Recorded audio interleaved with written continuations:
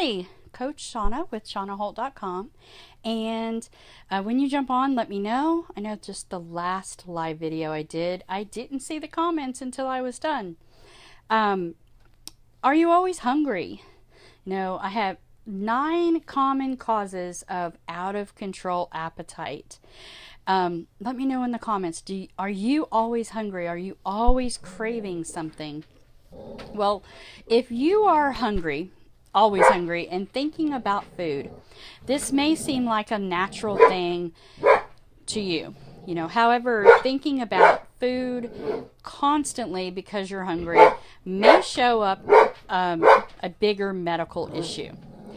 There are several conditions or issues that cause constant and ongoing feelings of hunger, and this may be something that you'll need to investigate with your doctor. But I'm going to share with you 9 common, causes, and we can go from there. So I'm hoping my dog will not bark the whole time. Marley. The first is dehydration. Many people have dehydration when they're experiencing hunger symptoms. The truth is that chronic dehydration, the symptom for thirst is often misunderstood. Always being hungry combined with not drinking enough or having enough electrolytes in your body could mean that you're actually suffering from moderate to mild dehydration. The easiest way to check to see if you're dehydrated is to look at your pee. Clear to light yellow is a fully hydrated person. Now, moderate to dark yellow means you definitely need to drink more water. If your pee is orange or dark brown, you should really seek medical attention because this is a symptom of extreme dehydration. Alyssa Rumsey, RD, spokesperson for the American Academy of Nutrition and Dietetics, said that mild dehydration is often masked as feelings of hunger when really your body just needs more fluids. Now, our brain mistakes our thirst for hunger since both are controlled by the same part of the brain, the hypothalamus. So a study carried out by the Journal of Physiology and Behavior found that we mistake our thirst for hunger 60% of the time. Water is crucial for carrying nutrients to where they need to go. And a lack of water means a lack of nutrients, which makes our body think it's running low on fuel and strikes up the hunger pains. Number 2 is you skip meals. If you skip meals in an effort to burn off more fat or eat less calories in a day, you're making a mistake. When you skip a meal, your body goes into storage mode and it locks down on the fat cells in case that there's going to be a time of starvation going around. Now, back in the days when we had to hunt and fish for our food and prepare it, this was a mechanism in us that would keep us alive. But no longer are we that. We're not having to, wait to eat because we have to find something to eat.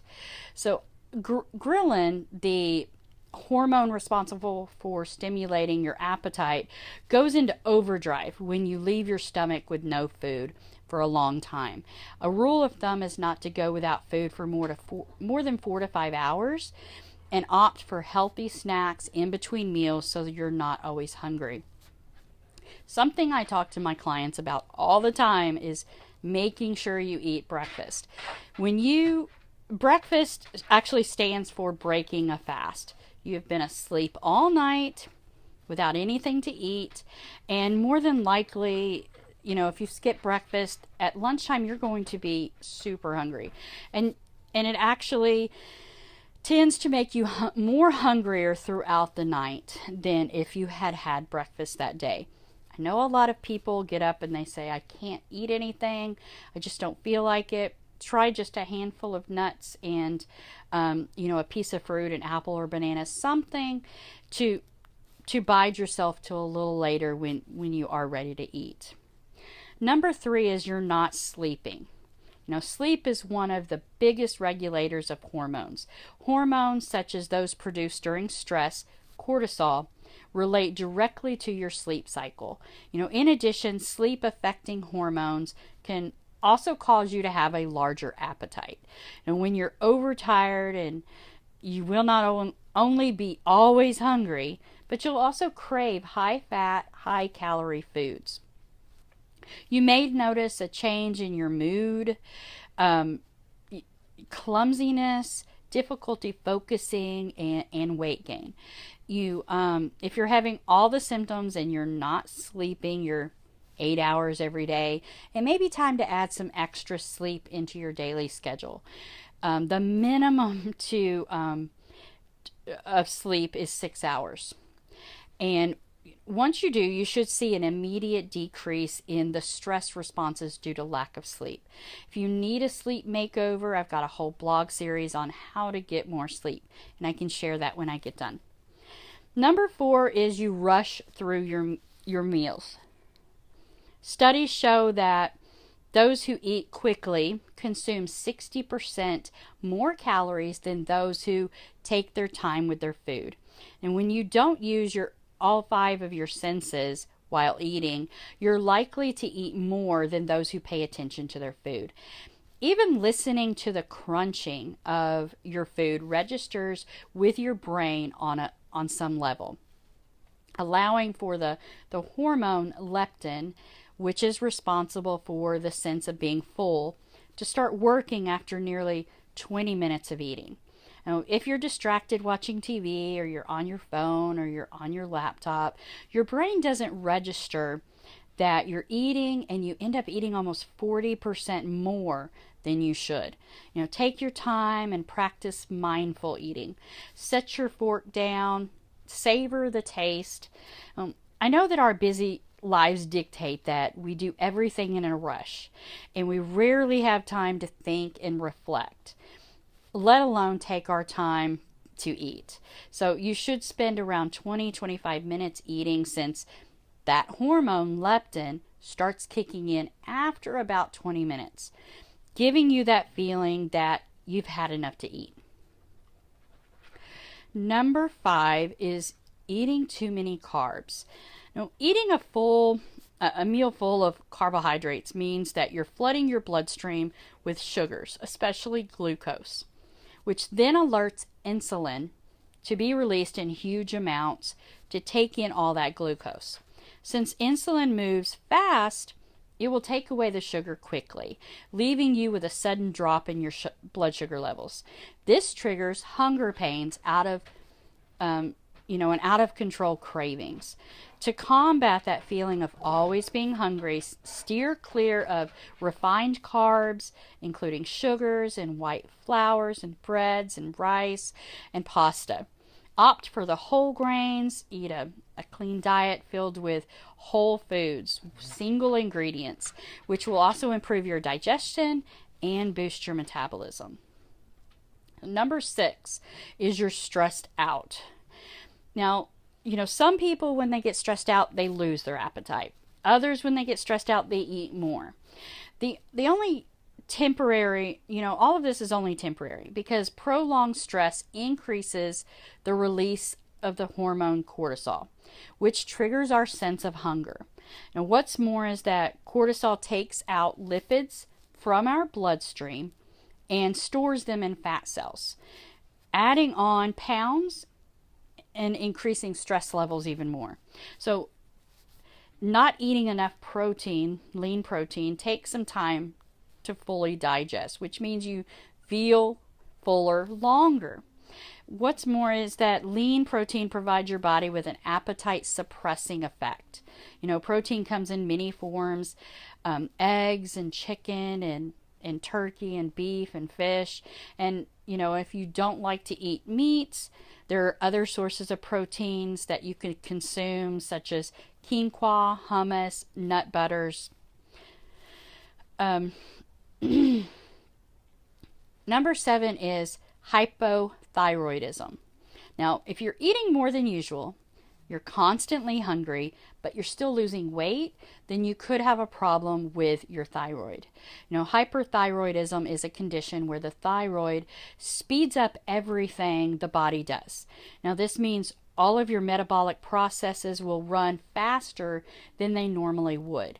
And as a result, you will find yourself always hungry. So other signs of hyperthyroidism is moodiness, fatigue, brittle nails, and hair loss.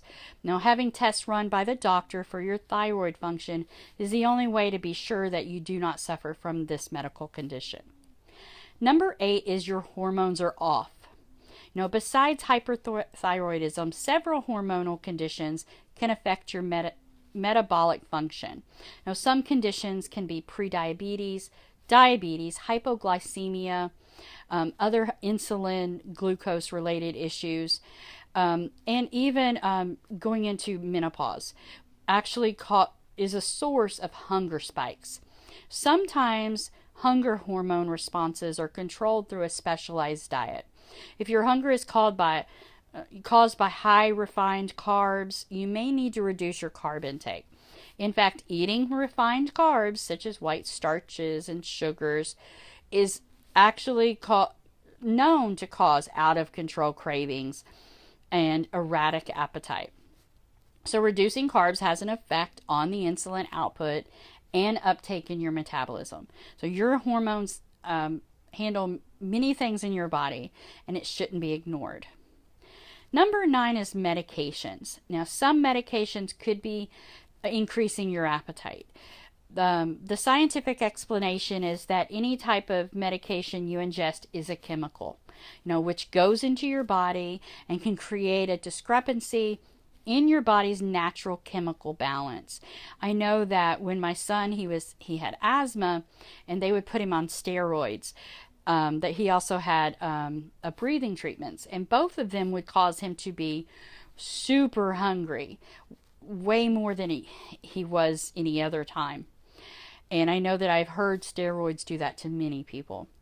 Number 10 is a deficiency in nutrients. Now, take a look at your nutrition. Are you giving your body what it needs? It's hard to get in all of the macro and micronutrients, the vitamins and minerals, especially if you're not really paying attention to what you're eating. Some things at the grocery store is just no nutritional value at all. I call it fluff. Do you eat 9 servings of vegetables a day? Do you make sure that you're eating all the colors of the rainbow? Probably not. I mean, it is rather hard to try to do all of that. I don't have time or money or resources to have all those superfoods that are suggested for you to eat every day. I actually did try to do that when the first couple of months after coming out of cancer treatment, and I spent a ton of time in the kitchen, and I spent a couple $100 extra every week. So if you're like me, you may need to supplement your nutrition, but that does not mean that you need to run out to your local GNC or, God forbid, Walmart and buy a protein shake mix. It's not worth it. It does not have what your body needs. Everybody needs different nutrition, based on what your body needs, based on what you already eat. And so the supplement should be individualized to you. And I do have a 90-second quiz that you could take that will actually make recommendations based on you and your body. And if you would like to get that, let me know. I can send you that, and then I can make some recommendations for you. Now, while there is not one for sure answer as to why you're always hungry, these things are the top contenders for chronic hunger symptoms. The best thing you can do is to start out by drinking plenty of water, getting enough sleep, slow down your eating, not skipping meals, and reducing your stress. If you're doing all of these already, then you may have a problem that should be addressed with your doctor. If all your blood work shows normal hormone levels, your hunger and your thyroid is good, then your hunger could be psychological appetite rather than real hunger. And learning to control your appetite can be done through support groups learning how to control your hunger in the absence of a physical ailment will help you succeed in not thinking about the food all the time. And I actually share some mindful eating techniques and emotional eating strategies in my weight loss support community. If you're interested in finding out more information about that, let me know and I can give you that information too. So I hope that you got something out of the information I provided for you today, and I hope you have a great rest of your night.